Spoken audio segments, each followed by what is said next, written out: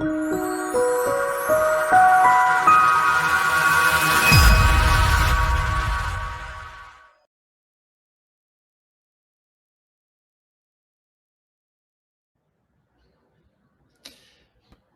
María Purísima, sin pecado concebida. Empezamos con la oración. En el nombre del Padre, y del Hijo, y del Espíritu Santo. Amén. Dios Padre, te damos gracias por tu Hijo Jesús resucitado de entre los muertos. Te damos gracias por tu Espíritu Santo que nos envías a través de su nombre. Te pedimos que nos unjas con este Espíritu, para que podamos recibir tu palabra, podamos guardarla y dar fruto en abundancia, según el ejemplo de la Virgen Inmaculada.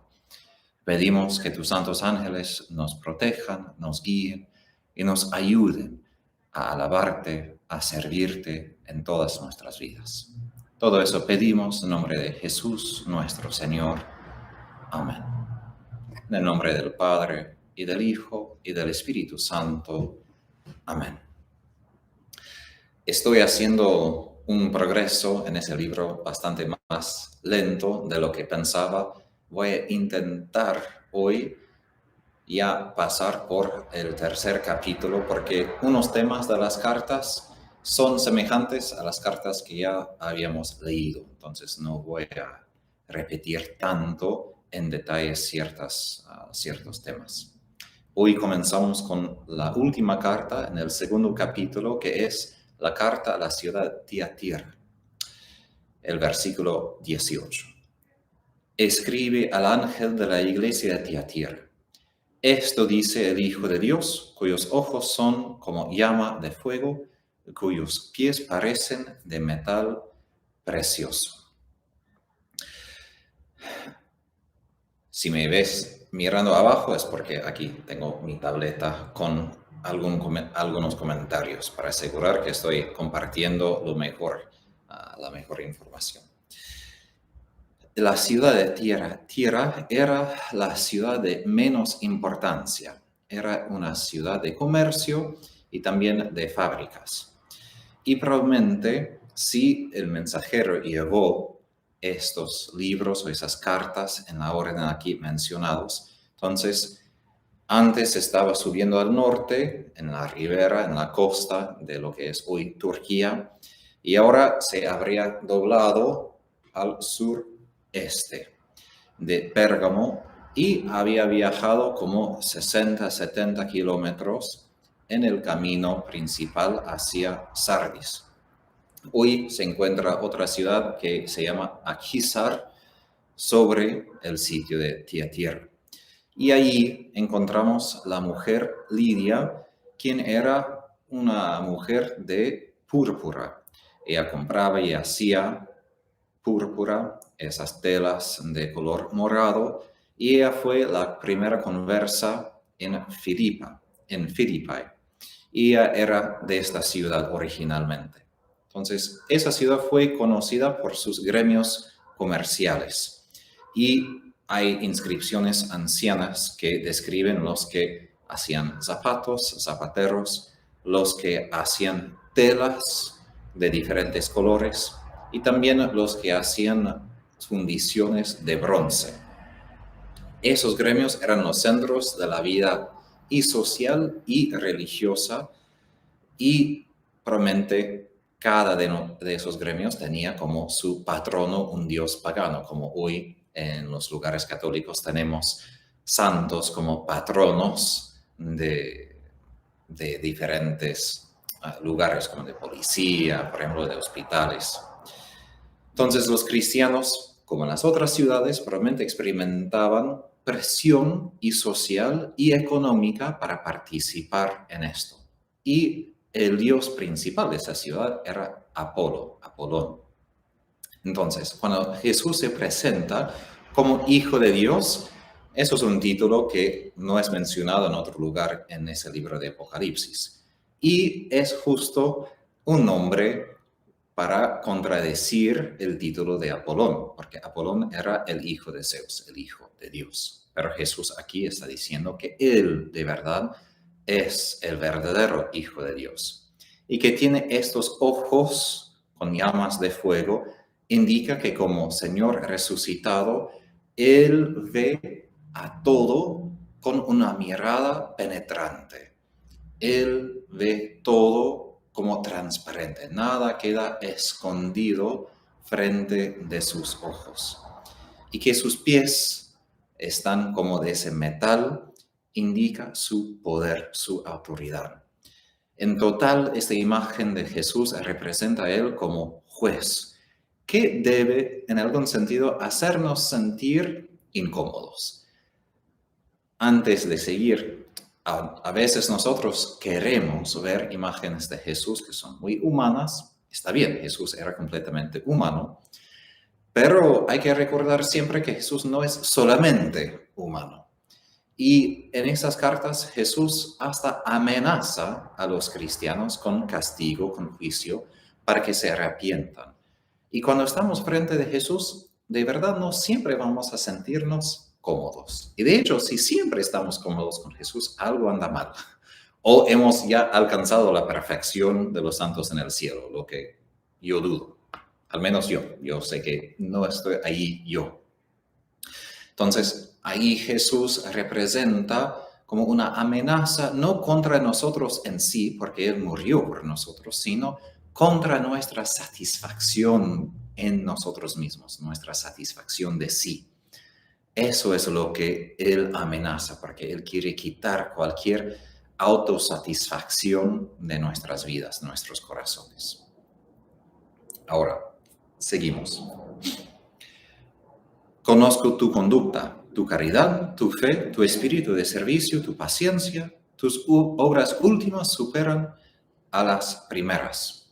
Eso es un elogio muy alto, porque si recordamos a la carta a Éfeso, Jesús justo había corregido a Éfeso que sus obras presentes eran peores de antes, que las primeras obras superaban a sus obras en el momento presente, y que muestran amor, fe, servicio y perseverancia.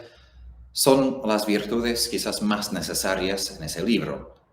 Amor, fe y esperanza son las virtudes más importantes, y aquí la esperanza siempre se vincula con la perseverancia, que es la manera que se manifiesta concretamente esa virtud, porque si la esperanza es simplemente un sentimiento, no es la virtud cristiana. La virtud cristiana nos hace capaces de perseverar con gozo hasta el fin, esperando con esta esperanza de recibir de Jesús la corona de victoria, la corona de la vida. Entonces, parece que esos miembros de la iglesia, de la ciudad, están progresando en la virtud, y eso es importante, que no están simplemente como eran antes, ni están dando vuelta atrás. Pero escuchamos. Voy a leer 3 versículos.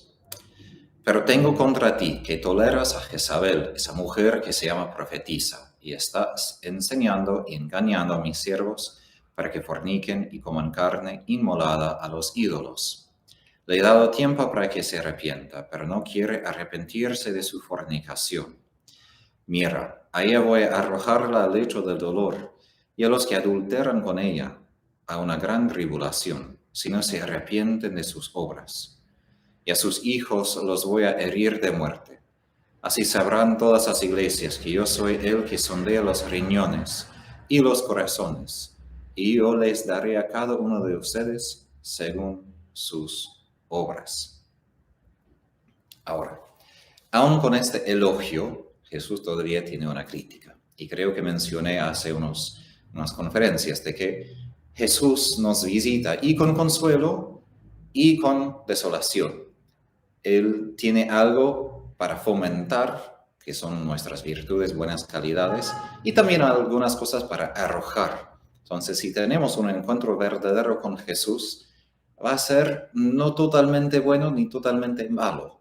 Va a haber cosas muy buenas y cosas muy malas que tenemos que corregir. Y así es en esta carta.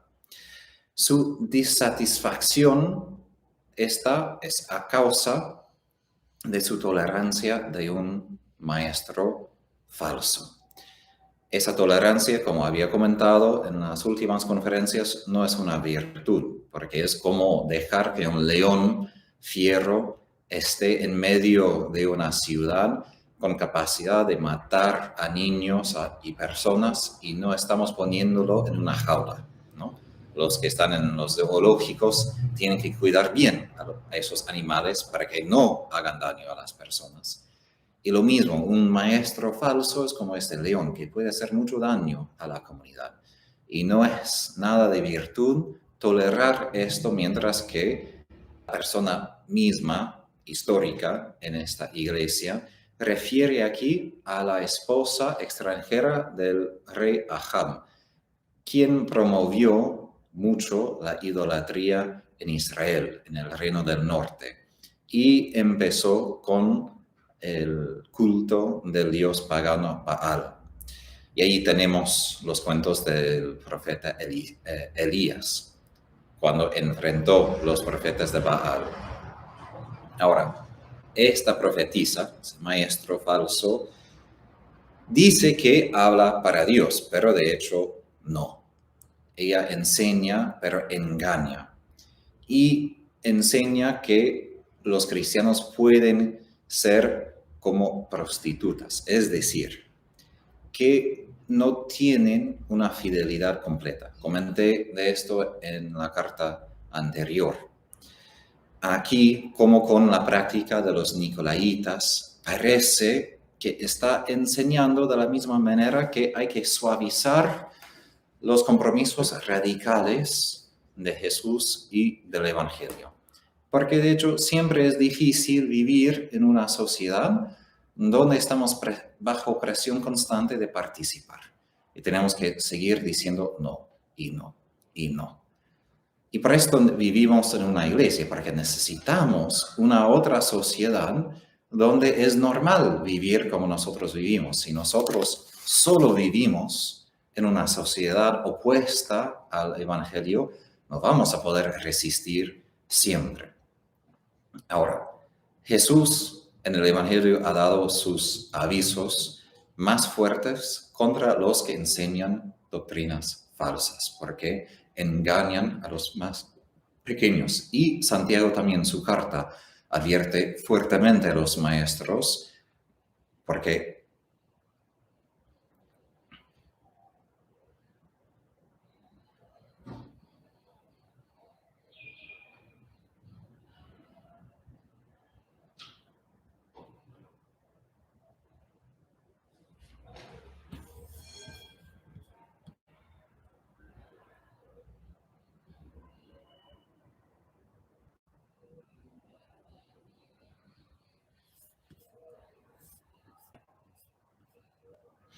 creo que aquí estamos otra vez. El Internet aquí no siempre es el más fuerte, perdón.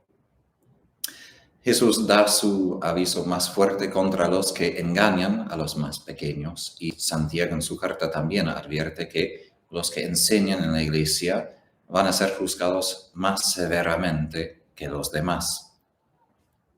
Ahora, Jesús aquí dice que ha dado tiempo para que se arrepientan. Siempre Jesús, antes de castigar, da oportunidad que nos arrepentamos de nuestra propia voluntad. Y eso es el Evangelio. Jesús, al comienzo del Evangelio, da oportunidad de arrepentir libremente, es decir, de responder simplemente a su oferta de gracia. Pero cuando rechazamos su oferta de gracia, ahí viene el juicio. Y por esto Jesús también murió históricamente, ¿no? Su oferta fue rechazada y así Él encontró en nuestro nombre el juicio de Dios a causa de nuestros pecados. Ahora, Dios o Cristo aquí no solo va a castigar a ella, sino a los que cometen adulterio con ella. Ahora, adulterio aquí puede indicar y la inmoralidad sexual de la sociedad pagana, porque muchas veces participar en el templo quería decir participar en algunas prácticas sexuales, pero también en el Antiguo Testamento adulterio es un tipo de idolatría. Es decir, cuando nuestros corazones tienen compromisos con otros temas, otras personas, otras realidades que compiten con nuestra lealtad a Dios, el Dios único y verdadero. Ahora, Jesús dice que va a dar el merecido según sus obras y sus acciones. Aquí tenemos como el resultado. La gracia de Dios es una oferta gratis, es una oferta que da libremente a nosotros. Pero necesitamos dar fruto. Y por esto en la Iglesia Católica creemos que somos juzgados según y nuestra fe y nuestras obras. Es decir, no es simplemente que la gracia de Dios me salva sin cualquier cooperación mía, sino que Jesús, como quien escudriña nuestros corazones, Él también nos juzga según lo que merecen nuestras acciones. Y eso no es simplemente por su decisión caprichosa, sino como Juan Pablo II dice, nuestras acciones, en el sentido filosófico, revelan quiénes somos. Entonces, no es simplemente que mis acciones son algo exterior que no tiene que ver con mi interior, no. Lo que hago, lo que decido hacer, revela qué tipo de corazón tengo yo. Por esto, la Iglesia cuida tanto la moralidad, porque si yo sigo haciendo ciertas cosas, ciertas acciones, entonces me convierto en tal tipo de persona. Sea buena, sea mala. Por eso fomentar las virtudes es tan importante y evitar los vicios también. Ahora, seguimos con el versículo 24. Pero ustedes, a los demás de Tiatira, que no comparten esa doctrina, que no conocen las profundidades de Satanás, como ellos dicen, les digo, no les impongo ninguna otra carga. Solo que mantengan firmemente hasta mi vuelta, lo que ya tienen. Si Jesús amenazó con juicio a los que no se arrepienten, y juicio aquí no solo refiere al juicio final, sino refiere a tribulaciones, refiere a sufrimiento, a la cruz de cualquier tipo o forma, porque todo eso nos hace recordar de que nosotros vivimos en un mundo caído, que somos pecadores y a causa del pecado estamos bajo la ley de sufrimiento y de la muerte. No quiere decir que cada vez que estamos sufriendo, Dios está juzgándonos y hemos cometido pecado, pero también es verdad reconocer que cuando nosotros pasamos por una prueba, Dios sí nos reprende, nos corrige con amor paternal para quitar de nuestras vidas algún pecado. Puede ser. Y Dios siempre y a la vez nos purifica, nos ama y nos santifica. No es que son completamente distintos, ¿no? Entonces, las cosas feas nos pasan, puede ser no que Dios está castigando por un pecado específico, pero a la vez está quitando algo de nuestra vida que quizás no vemos en el momento. Pero a lo largo del tiempo podemos ver que el Señor quiere sanar para santificarnos y elevarnos hacia Él en la santidad. Pero Jesús, como juez, ve la diferencia entre los inocentes y los reos, es decir, los que no escuchan ni con la enseñanza de Jezabel. Por eso Jesús dice que no tiene nada más que añadir, porque ellos ya se dan cuenta de lo que es falso, lo que es la verdad, lo que deben hacer y lo que deben evitar. Pero ellos deben guardar a lo que ya tienen, es decir, que deben hasta el fin guardar la enseñanza que escucharon de los apóstoles, de sus presbíteros y sus obispos. Porque esa fidelidad al evangelio original es justo lo que es los otros apóstoles, por ejemplo, San Judas, repite en su carta que hay que siempre mantenernos firmes al evangelio original y no caer en las trampas de un evangelio nuevo, ¿no? Moderno, adaptado, ¿no? A nuestra era. Y aquí Jesús refiere a la enseñanza de Jezabel como las profundidades de Satanás. Sabemos que en la caída de Adán y Eva, cayeron justo porque pensar fruto les daría sabiduría. Satanás aprovecha de nuestro interés de aprender, pero él ofrece información, ciencia, conocimiento fuera de Dios, aparte de Dios. Y todavía hay personas que buscan saber algo de personas que han muerto, saber algo de otras personas con quienes están enamorados, pero a través de medios, a través de brujos, y eso siempre resulta daño para las personas que así buscan saber, pero saber no a través del Espíritu de Dios, sino a través de Satanás. Al vencedor, versículo 26. Al vencedor, al que se mantenga fiel a mis obras hasta el fin, le daré poder sobre las naciones. Las regirá con cetro de hierro, como se quebrantan las piezas de arcilla. Yo también lo he recibido de mi Padre, y le daré el lucero del alba. El que tenga oídos, oiga lo que el Espíritu dice a las iglesias. Aquí Jesús habla del victor, de la persona victoriosa que vence. Muchas veces en este libro, también en la carta de Pablo a los Romanos, el Evangelio de San Juan y su carta, escuchamos sobre esa necesidad de ser victoriosos. Eso exige una batalla, exige esfuerzo, exige todo lo que somos. Y sabemos que en las victorias a veces morimos. No es fácil entrar en la batalla, pero Jesús, en prometer algo a los victoriosos, también nos asegura que es posible vencer, que no es imposible, porque a veces por el miedo pensamos que ni vamos a poder, pero con Jesús siempre vamos a poder. Y aquí Jesús enfatiza no solo la persona que entiende o guarda su enseñanza, pero el que guarda sus caminos, sus obras. Es decir, Jesús enfatiza aquí no solo las personas que guardan la doctrina correcta, sino los que practican el bien, los que practican las virtudes. Y aquí hasta el final, porque no solo es que por un tiempo, sino es importante hasta el final. Y ahí recibimos el premio. Y su promesa es que vamos a compartir en la autoridad del Mesías. Viene del segundo salmo, Salmo 2, que él va a regir las naciones. Y aquí es aplicado a Jesús en el capítulo 12 de Apocalipsis y capítulo 19. Es decir, en este mundo somos bajo la autoridad de personas que no siempre nos hacen bien, pero en someternos a las pruebas y tribulaciones, de hecho nosotros vamos a compartir la autoridad verdadera y perpetua de Jesús.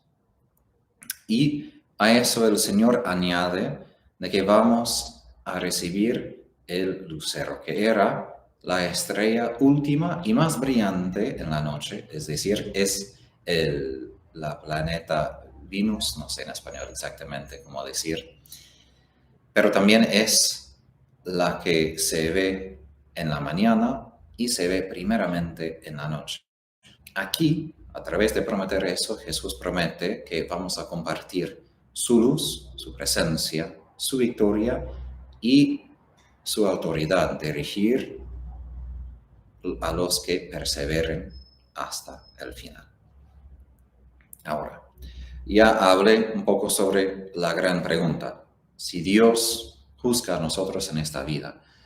En esa carta Jesús advierte que da siempre plazo a arrepentimiento, pero también viene para juzgar, es decir, para indicar fuertemente el pecado. Y aun esto en esta vida es una gracia, una oportunidad de arrepentirnos. Y vamos a ver en las cartas que sigue. Jesús es fuerte con sus palabras en su corrección para que suframos lo que es necesario en esta vida para evitar la segunda muerte, que es la pena peor, es la separación total de toda la eternidad. Entonces, aun si Jesús es severo en esta vida o en esas cartas, es siempre para que evitemos lo peor posible, que es separación eterna de Él. Seguimos ahora con la carta a Sardes. Al ángel de la iglesia de Sardes escribe, dice el que tiene los 7 espíritus de Dios y las 7 estrellas. Conozco tu conducta. Tienes nombre como de quien vive, pero estás muerto. Ahora vamos a escuchar en Sardes y en la Odisea palabras muy fuertes. Ahora ya hemos escuchado. Jesús se identifica como quien tiene los espíritus de Dios. En el Antiguo Testamento solamente Dios, Yahvé, tenía este espíritu de vida, quien sopló, por ejemplo, en la nariz de Adán y utilizó este viento, ese espíritu de Dios, por ejemplo, en el Éxodo para rescatar a los hebreos al Mar Rojo para que puedan escapar de los egipcios. Pero ahora es Jesús quien posee ese espíritu.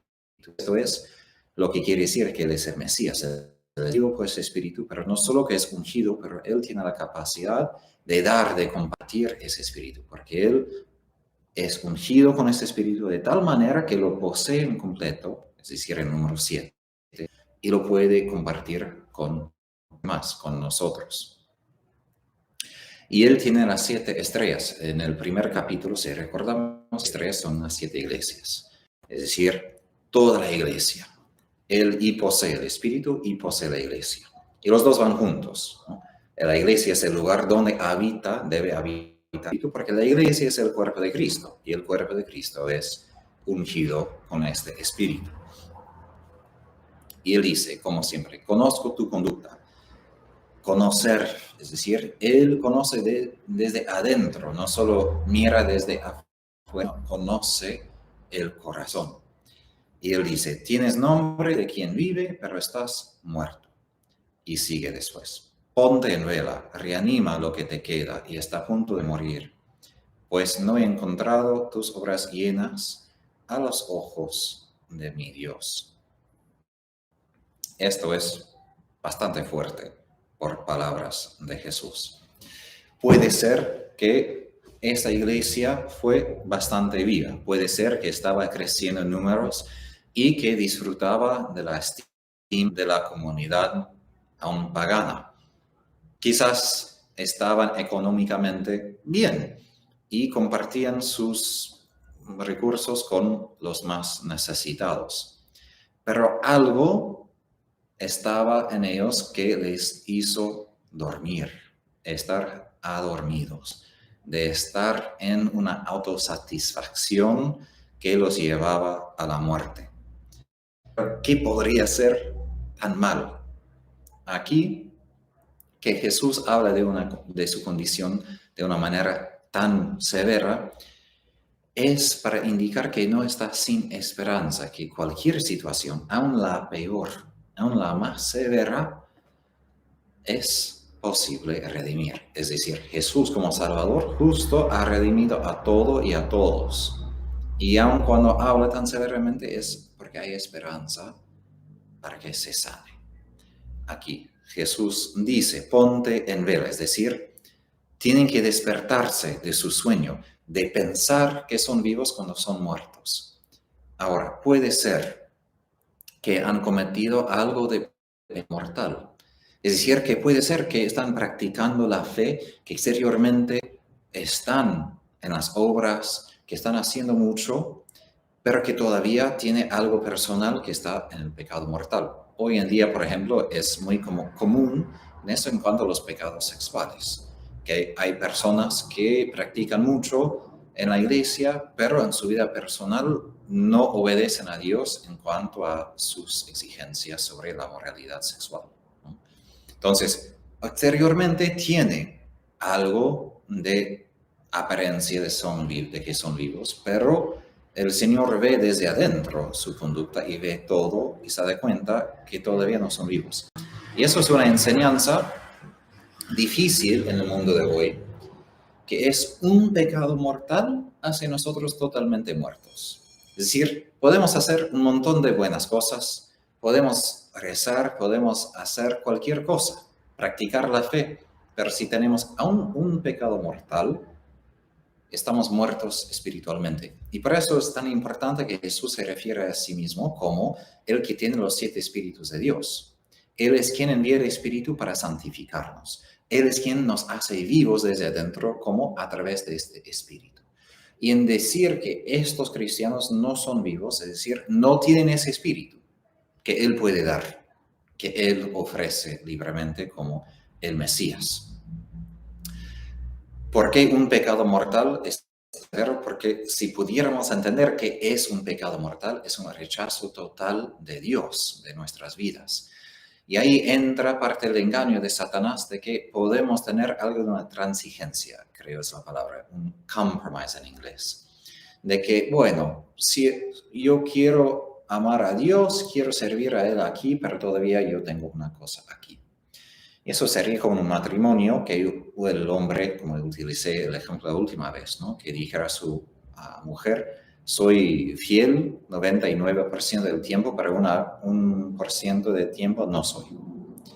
Este 1%, esta única vez de infidelidad en adulterio, es suficiente para matar todo el matrimonio, porque no es poca cosa. Y así es el pecado mortal, porque en sí es decir que no, pero podemos engañarnos diciendo que, pero todavía estoy sirviendo a Dios y todo, pero no es así, no podemos fingir, aun si queremos imaginar, no podemos, Dios no lo permite. Él no permite que sigamos simplemente muertos, pero con apariencia de ser vivos. Y por eso dice así, porque no es misericordia permitir que sigamos muertos, enfermos sin saberlo. Él lo dice con amor, no con odio. Lo dice con amor, como un médico que quiere sanar a su paciente. Ahora, Jesús dice que Él ha encontrado las obras no llenas a los ojos de Dios. Quiere decir que aquí Jesús apunta otra vez que no podemos ser cristianos a la mitad. No es suficiente que sigamos la mitad del Evangelio. Obviamente tenemos que crecer y tenemos que tomar pasos. No vamos un día al otro a crecer en la santidad y dejar todo el pecado. Pero como Santo Tomás de Aquino aclara en su doctrina, o creemos la totalidad del Evangelio y tenemos fe, o si rechazamos aún una cosa, ahora tenemos opinión. Es decir, no es un don sobrenatural, simplemente son opiniones humanas. Eso nos salva. Y yo tengo la sospecha, ¿no?, que mucha gente tiene opiniones humanas sobre Dios, pero no fe. Porque la fe recibe la verdad que viene de Dios como un don. Y como la verdad no puede cambiar la verdad, es la verdad, aun si la quiero o no. Y aquí es importante que Jesús exige a nosotros que vivamos el Evangelio en su totalidad, que las sean llenas, completas, perfectas. Y eso es lo que no encuentra en esta iglesia. Entonces, Jesús dice que deben reanimar lo que les queda y está a punto de morir. Ahí es la esperanza. Que Jesús está diciendo todavía hay tiempo para corregir. Aún escuchamos esas noticias duras, hay que siempre recordar que cuando el Señor nos corrige tan fuertemente, y es difícil vernos así, ¿no? Es difícil escuchar eso, muchas veces no queremos escucharlo, pero es mejor que lo escuchemos, porque si estamos a punto de morir, es mejor que nos diga. Y aquí Jesús sigue. Acuérdate, por tanto, de cómo recibiste y oíste mi palabra, guárdala y arrepiéntete, porque si no estás en vela, vendré como ladrón y no sabrás a qué hora vendré sobre ti. De manera semejante a lo que Jesús había escrito a Éfeso, dice que deben recordar cómo habían recibido la primera vez su palabra, ¿no?, cuando recibieron como don, ¿no? Porque muchas veces al primer momento recibimos con gozo, con alegría y reconocemos que de verdad es un don y tenemos un celo a cumplir lo que hemos escuchado. Y después, cuando estamos fatigados y cansados, empezamos a suavizar algunas cosas, algunas exigencias radicales de Jesús. Y aquí Jesús dice, recuerda así y guarda la palabra entera, ¿no? Y arrepiéntete, porque la primera palabra de Jesús en todo el Evangelio es arrepiéntete, ¿no? Siempre es su exhortación a nosotros. Y después dice, si no estás en vela, vendré como ladrón. No quiere decir que Jesús como un ladrón está a punto, está acechando para hacernos mal. Simplemente utiliza esta imagen de decir que no sabemos en avance cuándo viene. Y él ha dicho esto de manera en los evangelios. Varias veces en el Nuevo Testamento es comparado como un ladrón, porque el ladrón nos anuncia que está viniendo. Y Jesús no anuncia cuando está viniendo para que estemos siempre preparados. Porque si ya teníamos la fecha, podremos decir, bueno, entonces yo solamente voy a descansar, voy a disfrutar y después quizás algún momento voy a cambiar. Y así la gente, al menos en Estados Unidos, a veces dice eso, ¿no? Que van a disfrutar la vida y después al fin de su vida van a arrepentir. El problema con esto es, y sabemos si vamos a llegar al fin de la vida. No sabemos si vamos a vivir mañana o vamos a morir de un accidente de auto, no sé. Y San Juan María Vianney advierte de que incluso es más difícil arrepentir cuando lo hagamos. Porque en cuanto más repetimos vicios y pecados, más difícil será para nosotros cambiar. Porque así somos, el cerebro se graba lo que hemos hecho, y si yo he hecho una cosa por tantos años, va a ser difícil en medio de esto cambiar de ruta, ¿no? Exige aún más gracia. Y obvio que Dios da su gracia, pero nosotros vamos a tener más dificultad en recibir y cooperar con gracia. Después Jesús sigue, versículo 4. Tienes, no obstante, en Sardes unos pocos que no han manchado sus vestidos. Ellos andarán conmigo vestidos de blanco, porque lo merecen. Llevar vestiduras sucias, o como dice aquí, vestidos con ropa manchada, quiere decir que viven en una situación de pecado que necesita ser limpiado. Pero algunos, como en la carta anterior, todavía siguen fieles a Jesús y disfrutan de un honor grande, porque andarán con Jesús revestidos de blanco, que es una señal que son dignos. Jesús ofrece su misericordia a todos, pero solo podemos andar, caminar con Él si somos dignos. Y a veces se confunde esto. Hoy en día es verdad cuando la gente dice que Dios es cierto, pero Dios no está satisfecho con todos. Es decir, Él no tiene deleite en todos y todos pueden caminar con Él. Y ahí entra una diferencia, es decir, Dios está abierto, invita a todos, pero ellos tienen que dejar su pecado para poder estar con Él. Y por eso tenemos el bautismo, ¿no? Ahí somos revestidos de blanco, somos limpios de pecado y recibimos esta vestidura blanca, ¿no? Para poder caminar con Jesús. Y necesitamos el sacramento de la confesión, porque sabemos, si nos manchamos la ropa así cada día, cuanto más manchamos el corazón con el pecado. Y si limpiamos la ropa cada semana, digamos, en la máquina, también nosotros necesitamos limpiar el corazón para que podamos caminar con Jesús. Porque no es simplemente que, bueno, Jesús me ama y por eso estoy con Él. No. Él me invita y tengo que corresponder a su invitación. Ahora, estar revestido de blanco en la Biblia significa y pureza, victoria, resurrección y que pertenecemos al mundo celestial. Y celestial no en el sentido del cielo arriba de la tierra, sino el mundo de Dios, porque en su mundo no existe el pecado, ¿no? Y al fin de ese libro dice claramente que ninguna persona con pecado puede entrar a su reino. Eso no es porque Dios es exigente, es simplemente porque Él no puede negar quién es. Él no puede cambiar que es la santidad misma. Ahora,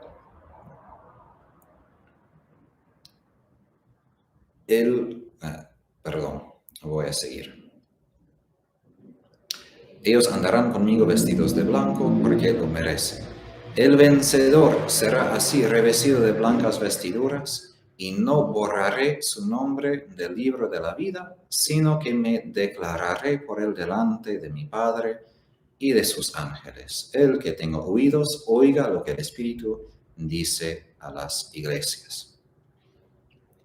Ahora Jesús habló de los que ya merecen caminar con él, revestidos de blanco. Ahora habla de los victoriosos, que implica que esa posibilidad de ser revestidos de blancos, que esta posibilidad está abierta a todos los que arrepienten de sus pecados anteriores. Y eso es parte de la redención. Aun si somos manchados, yo por ejemplo estoy llevando negro, pero con su gracia, con su sangre, podemos ser revestidos de gloria, de blanco. No por nuestros méritos, sino porque Jesús ha muerto por nosotros y a causa de su muerte y de su sangre, podemos ser revestidos de blanco, es decir, perdonados los pecados y aun lo que queda de los pecados, sanados. Pero exige nuestra cooperación. Y ahora, que Jesús va a declararse en presencia de Dios y sus ángeles. Esto viene del Evangelio, donde Jesús dice, los que confiesan su nombre frente de los hombres, Él va a confesar su nombre frente de su Dios. Quizás esto es algo que nos da una idea de lo que era un problema en la iglesia de Sardes. Puede ser que ellos no daban testimonio claro de Cristo. Puede ser que era una iglesia que suavizan ciertas cosas y los cristianos vivían de modo más cómodo, de una manera que no exigía tanto sacrificio, ¿no? Que en cierto sentido era como cristianos que deben ser la sal del mundo, pero perdían su sabor de sal, ¿no? Que ahora no ayudaban a los demás. Entonces, aquí es quizás una señal de que todos nosotros, incluso esa iglesia, somos llamados a confesar a Jesús, ¿no? Las lecturas de hoy en la misa de liturgia alaban de Jesús, quien dice al fin del Evangelio de San Marcos que debemos evangelizar a toda la creación. Y también de Pedro y Juan, quienes decían que no al sumo sacerdote cuando él quería prohibirles que anuncien el nombre de Jesús. Ellos decían que no. Nuestra parte es no vivir de la manera correcta, de una manera privada, sino debemos proclamar el nombre de Jesús para que escuchemos nuestro nombre declarado por él frente de su Padre y de los ángeles.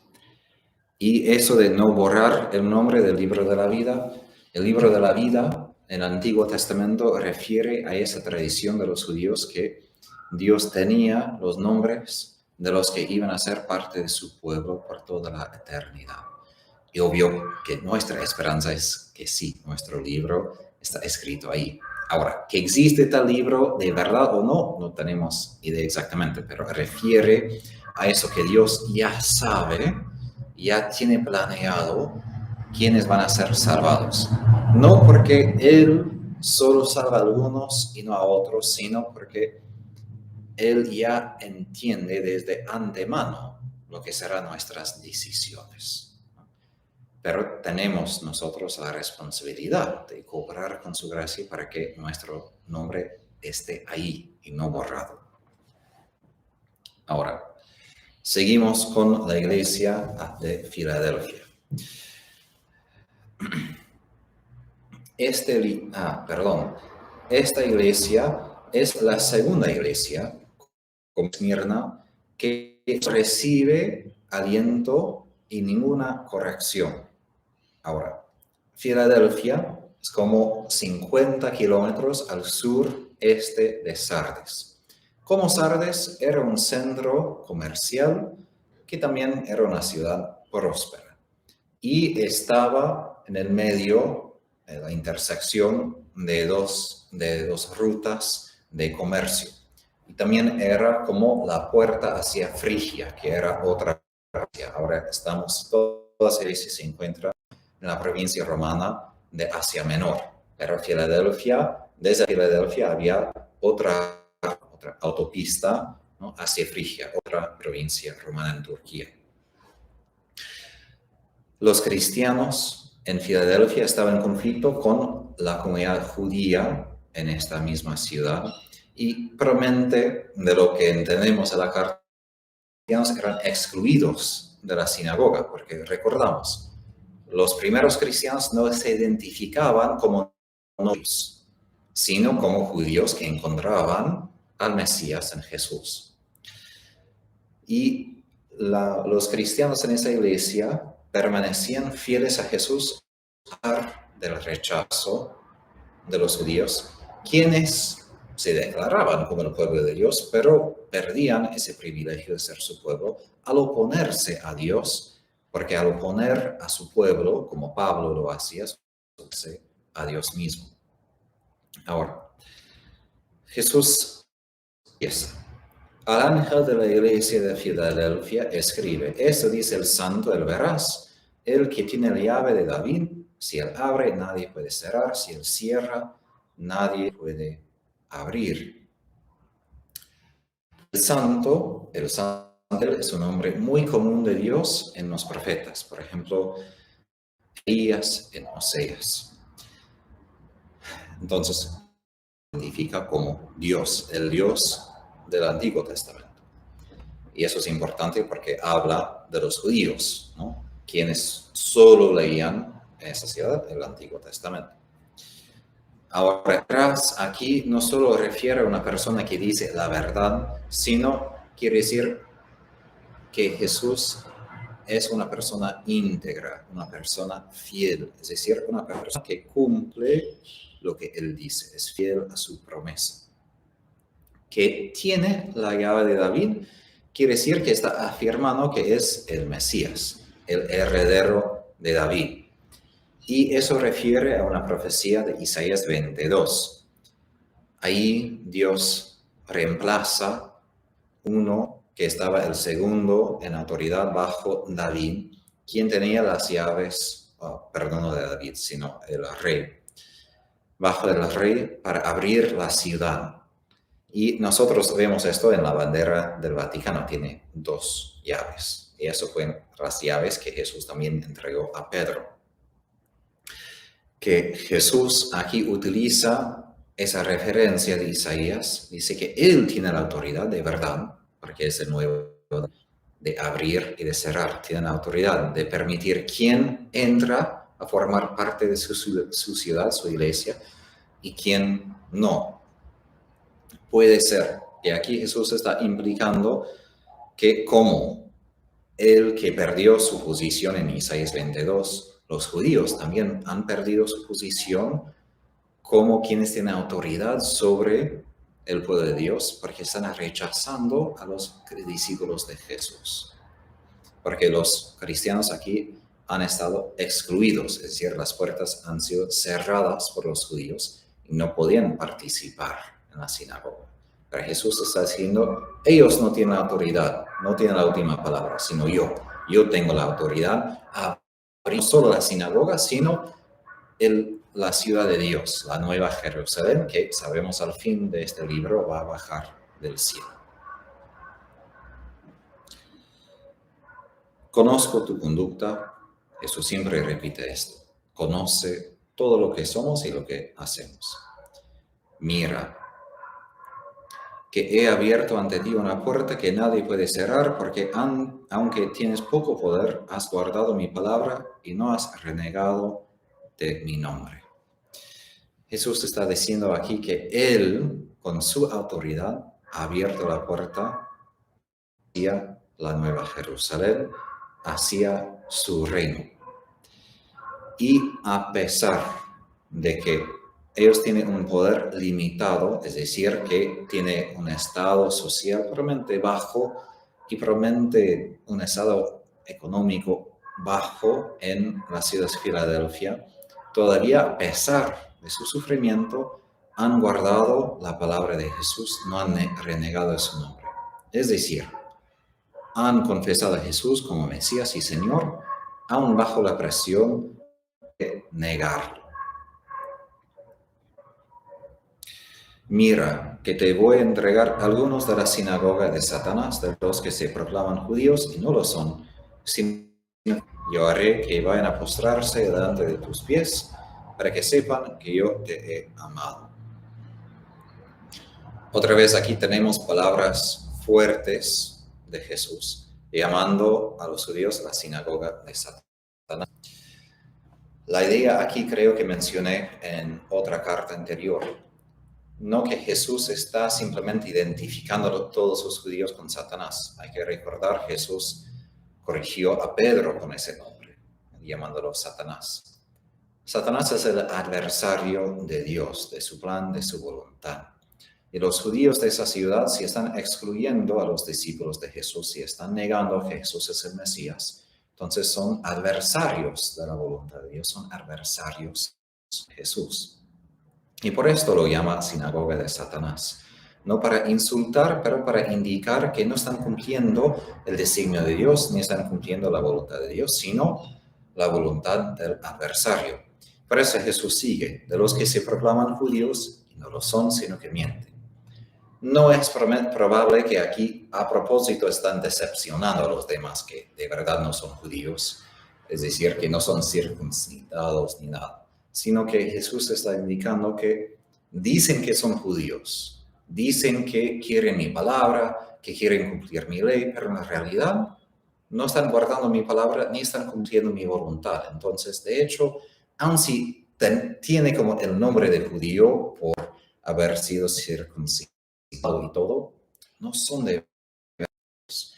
Y esto es una advertencia a nosotros también. Simplemente porque somos bautizados no quiere decir que podemos simplemente, en inglés decimos rest on our laurels, descansar y decir, bueno, soy cristiano y bautizado. Podemos ser y cristianos y todavía no cumplir la voluntad de Dios, sino mentir. Es decir, que decimos una cosa, pero la realidad es otra cosa. Y eso es la esencia de mentir.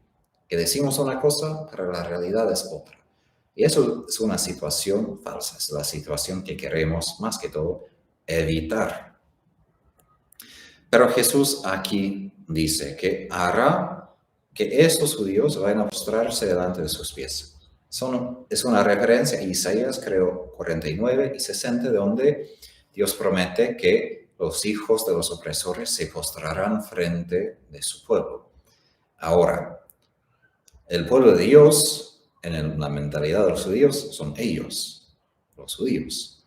Pero aquí Jesús está diciendo, su pueblo, su Israel, son los que creen en él. Y los judíos son los opresores que están rechazando a los discípulos, que ellos en algún día, sea que van a convertirse en ese tiempo, sea a los tiempos cuando Jesús juzga a todos y es patente frente de todos quienes tenían razón y quienes no. Pero otra vez aquí es una característica de la justicia de Dios que no es algo privado. Cuando Dios restaura la justicia, pone relevo frente de todos los que han guardado su palabra y los que han hecho mal. Y aquí Jesús añade al fin, para que sepan que yo te he amado. Aquí quiere decir que Jesús ha escogido a esa iglesia de Filadelfia y quiere guardar su alianza con ellos.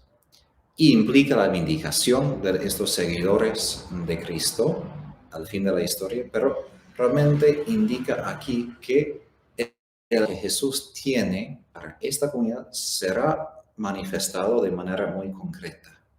Es decir, el amor de Dios no es simplemente un sentimiento, ni es simplemente una idea, es también un evento, es algo que se revela. Y por esto decimos, por ejemplo, que Dios nos ama porque perdona nuestros pecados y amado, el Padre ama a su Hijo porque lo ha resucitado entre los muertos. Que es como dar el reverso a la situación, ¿no?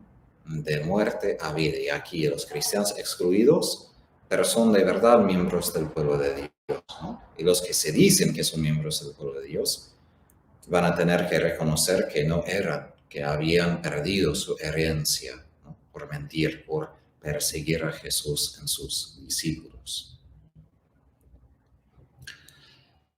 Ya que has guardado mi recomendación de ser paciente, también yo te guardaré de la hora de la prueba que va a venir sobre el mundo entero para probar a los habitantes de la tierra. Aquí no solo es que Jesús habla de su consejo, su enseñanza en el Evangelio de perseverar hasta el fin, es decir, su recomendación de ser pacientes, sino que han seguido su ejemplo, porque en griego quiere decir su paciencia, su perseverancia, es decir, la perseverancia de Jesús, ¿no? En esta iglesia han seguido ese ejemplo de la paciencia de Jesús exactamente, no simplemente de una virtud genérica, una virtud general, sino el ejemplo específico de Jesús. Y como ellos han guardado esto, Jesús los va a guardar. Es decir, como han cuidado esto, Jesús los va a cuidar a ellos en el momento de la prueba. Y aquí Jesús identifica que esta prueba va a venir sobre el mundo entero para probar a los habitantes de la tierra. En ese libro, habitantes de la tierra, refiere a los no cristianos. Entonces, refiere que los cataclismos, los catástrofes que van a venir sobre el mundo, más que todo van a poner a prueba no los cristianos, porque Dios, aquí en esta carta, por ejemplo, a esos cristianos, los ama, está feliz con ellos, no está mal contento, ¿no? Sino a veces, aun si nosotros sufrimos, como sufren todos, las pruebas del mundo es para que ellos, los no convertidos, se conviertan. Obviamente nosotros todavía sufrimos, pero no es que Dios está enojado con nosotros, sino que quiere la conversión de ellos. Y tenemos la seguridad de que si guardamos la perseverancia de Jesús, su paciencia, Él nos guardará cuando viene ese momento de la prueba, que sobrevendrá a todos. Vengo pronto, mantén con firmeza lo que tienes para que nadie te arrebate tu corona. No sabemos qué quiere decir exactamente que viene pronto, pero siempre indica a nosotros que necesitamos estar preparados. Por eso Jesús dice, mantén firmeza lo que tienes, para que nadie te arrebate tu corona. Aquí Jesús en algún sentido nos exhorta a ser celosos de nuestras coronas. Debemos pensar en el premio eterno que nos espera. Sí, debemos amar a Jesús simplemente por amar a Jesús, pero también debemos darnos cuenta que Jesús quiere darnos una corona y que Satanás quiere arrebatar eso de nosotros. Quiere arrebatar. Satanás está planeando, demonios están intentando quitar de nosotros la gloria que nos fue destinado por Cristo Jesús. Y necesitamos guardar esto con firmeza, no simplemente guardarlo o seguir como todo está bien, sino con firmeza, que implica vigilancia, implica energía, implica defensa. Hay que mantenernos firmes, porque sabemos que el enemigo quiere invadir, quiere quitar de nosotros lo que poseemos. Al vencedor le pondré de columna en el santuario de mi Dios, y no saldrá fuera más, y grabaré en él el nombre de mi Dios, el nombre de la ciudad de mi Dios, la nueva Jerusalén, que baja enviada por mi Dios en mi nombre nuevo. El que tenga oídos, oiga lo que el Espíritu dice a las iglesias.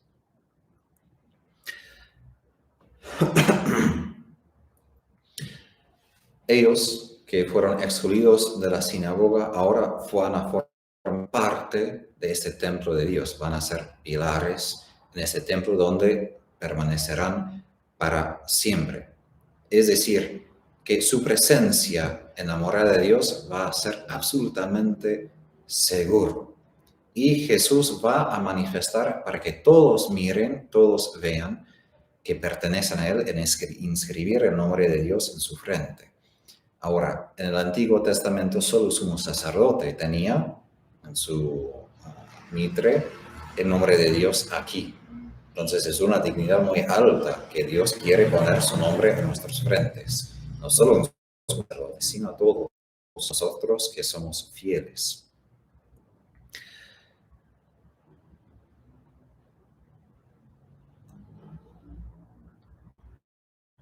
Perdón, estoy intentando una cosa más. Y aquí indica la ciudad que viene desde el cielo. Los judíos se identificaban mucho con la Jerusalén en la tierra, pero todo ese libro apunta a la Jerusalén nueva que va a bajar desde el cielo.